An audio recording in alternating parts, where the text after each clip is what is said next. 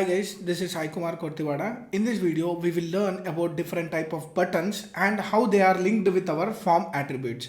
We'll cover both buttons and form attributes together because both are dependent on each other. We'll talk about them. So let me go here, and what I want to do here is I want to create a form first, and let me create some set of input fields. Let me use a basic input fields like type as email, and let me use a required property, and let me use a placeholder as email address, and let me go here and give a break statement, and let me add one more input field where the input field has the type as password, and now let me use a required, and let me use a placeholder where it is enter password. So some placeholder for us to entering the password. Now let me break this. Now we will be creating a input field with the type as button. So type is equal to button. Now what happens if we are creating a type as button, and let me give a value where the value is something like submit. Save this, go here and reload. Now you got an email address and a password and a submit. When I submit this, I want to call an action, and the action is something like /index2.html, and save this. Go here and reload. Now let me give an email address sai@gmail.com and give password 1234567 submit. Now whenever you are clicking this particular submit button, it is not navigating to any other page. Why?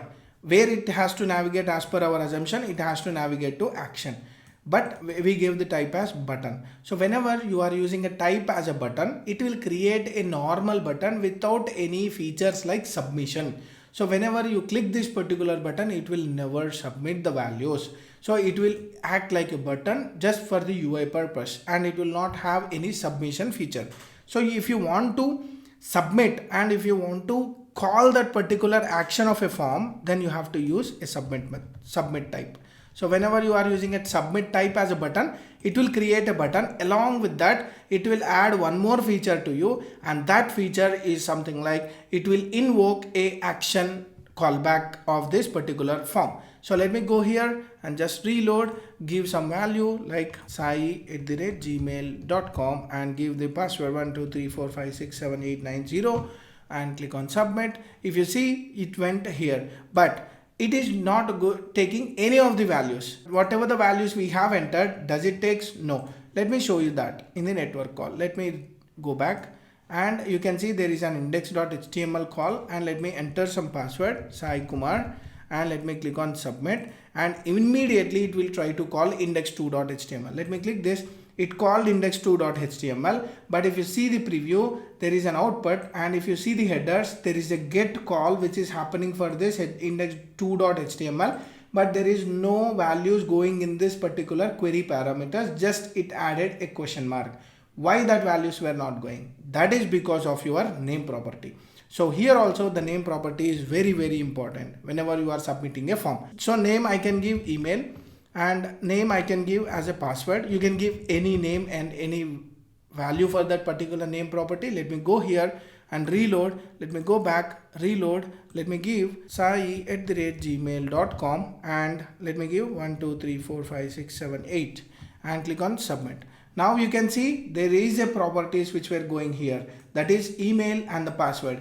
Email is something like the name property whatever I gave, and this is the remaining value whatever I have entered, and this is the password which I gave as a name for the password field, and that is going here. So you can see the payload with the query parameters. You have to see this query parameters. Whenever you are calling a get API call, we can pass the query parameters which can be visible on the URL. So it is also visible on the URL. So you don't want to do that. Why? Because it is an email, it is a password which is very crucial for us.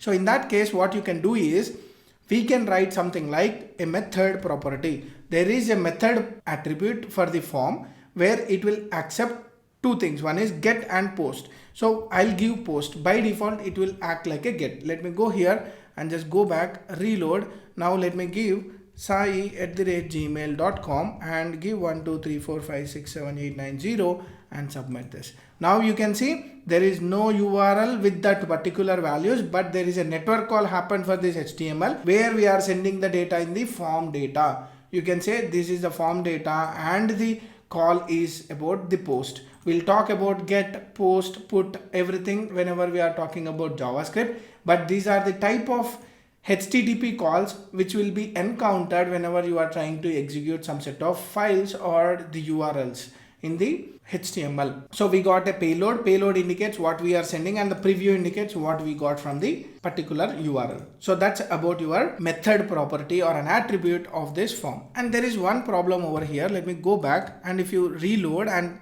click this, you are able to see all these suggestions. So if you don't want to see such suggestions or such autocomplete values, then you can use, there is something called as autocomplete as false.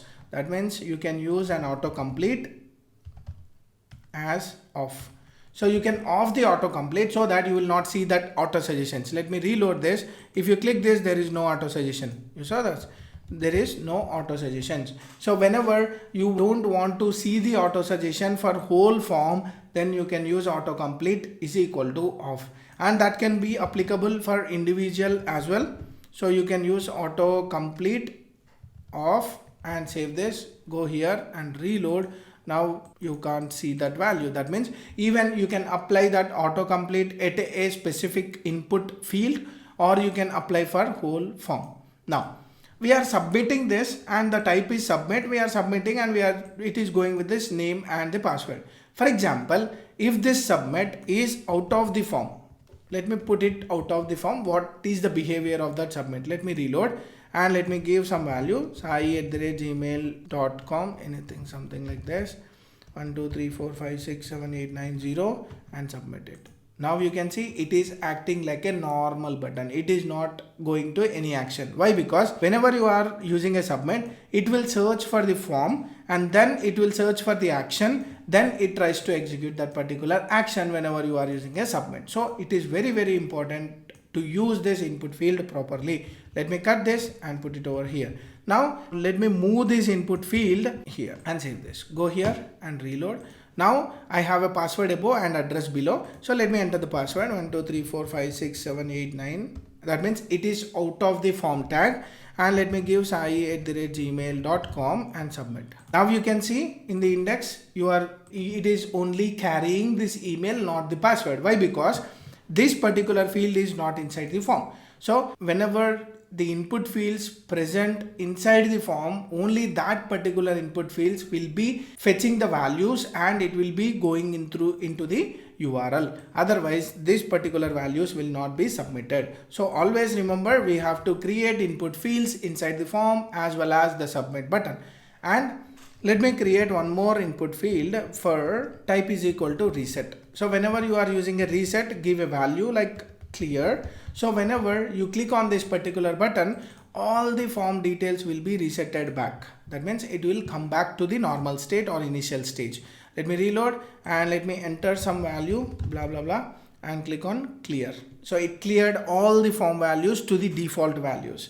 For example, if you want to give a default value for an input field, there is a property called as value, and you can give something like Sai Kumar. Then automatically this particular Sai Kumar will be displayed on that particular field by default. So I changed this to something and click on clear. It again goes back to the Sai Kumar. So value property is also very, very important whenever we are coming across this particular input fields. So this value property, if you are not giving value property, by default it will have empty.